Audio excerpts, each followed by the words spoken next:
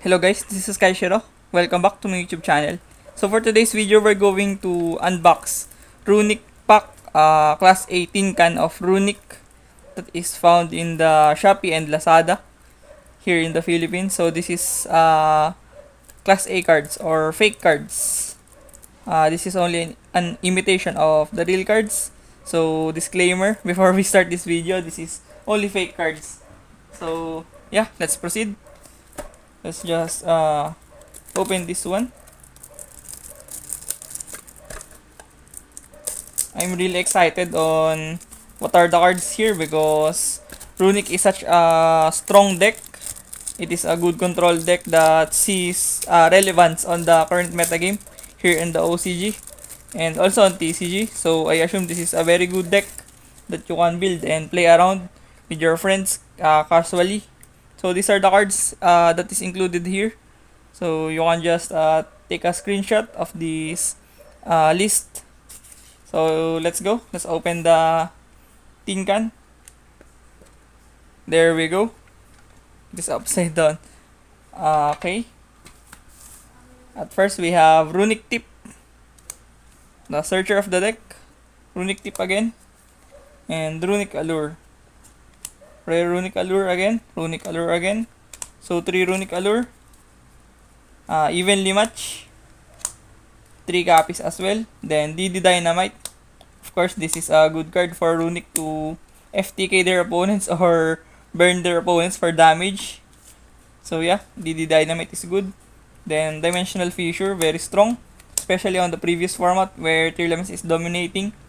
Fissure is good to lock graveyard.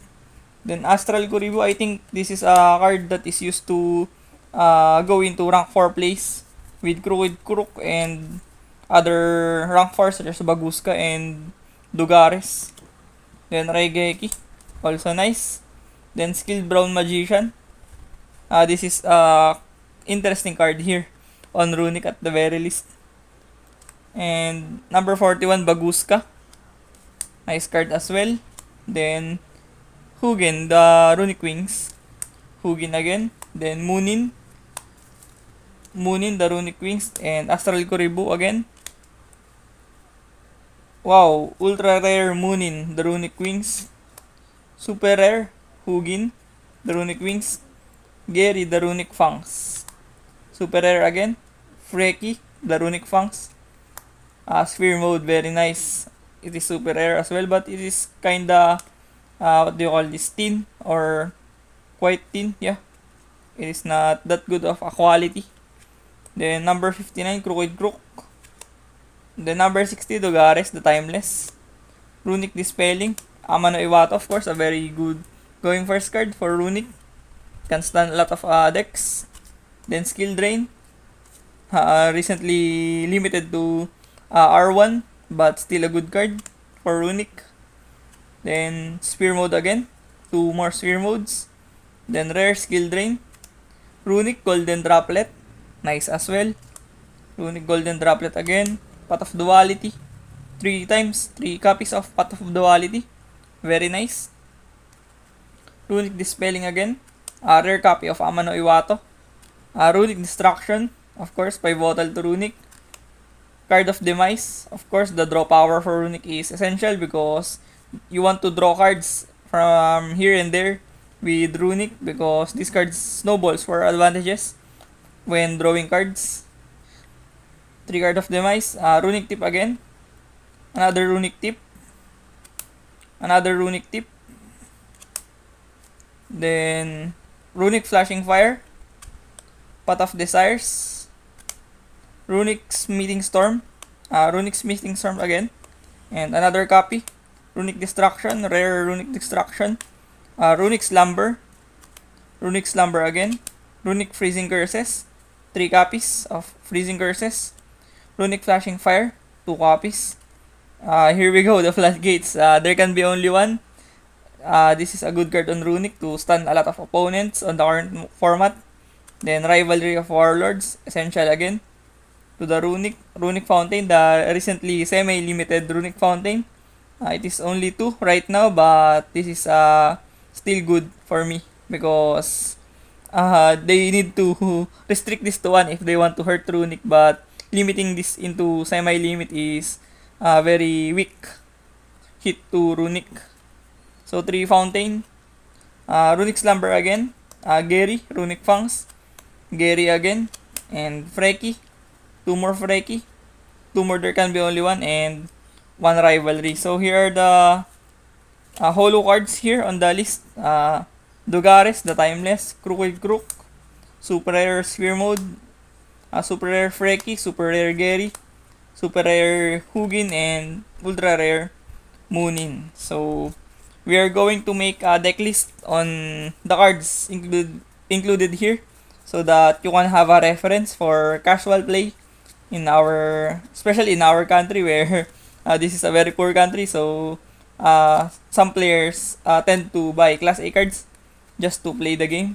So, thank you for watching. Wait for the deck list that is created from the list here. See you in a bit.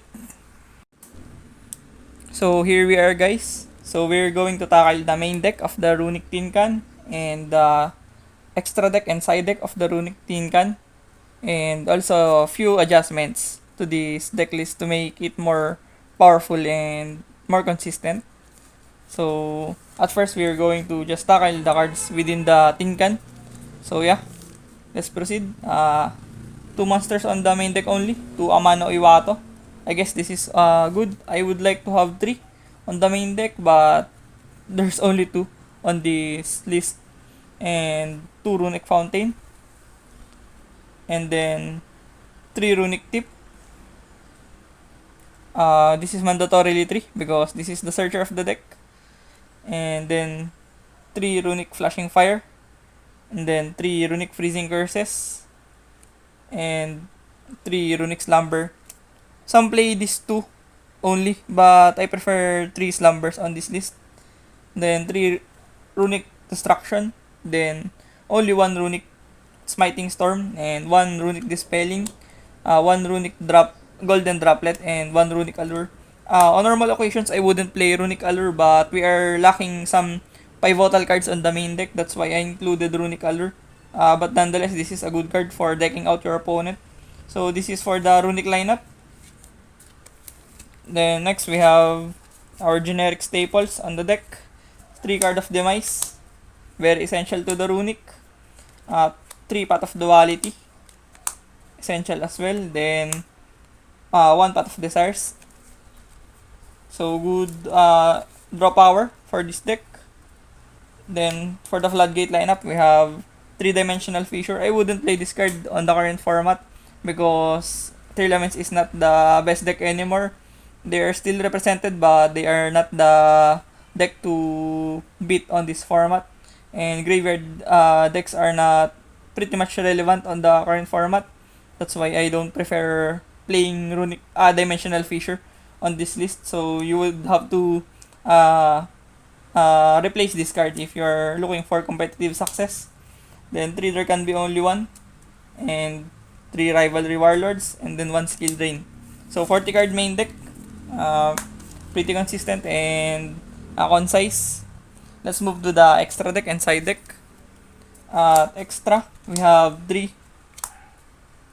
of Hugin, then we have 3 Moonin on this list, then we have 3 Gary, Jerry, and 3 Freaky. I would only have played 2 Freaky because you only need 2 Freaky, to be honest, for me. And I would replace the third copy with something else that is generic, like Nightmare Phoenix and such. And then on the XYZ lineup, we have Baguska and Crooked Crook and Dugares. At the side deck, we have 3 Sphere Modes, Wing Dragon of Ra, of course, for the combo decks like Adamantipator and Super Heavy. They can get obliterated with this card, and 2 Astral Koribu. I only need 2, to be honest. The third one is quite bricky.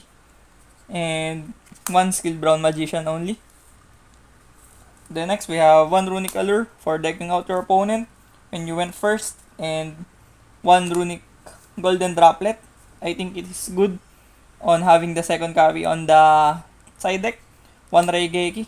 Good card again against the meta with Vanquishol on the top. Raigeki is quite good against Vanquishol.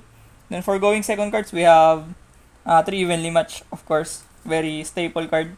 Then when you're going first, we have 3 DD Dynamite. So 15 card side deck.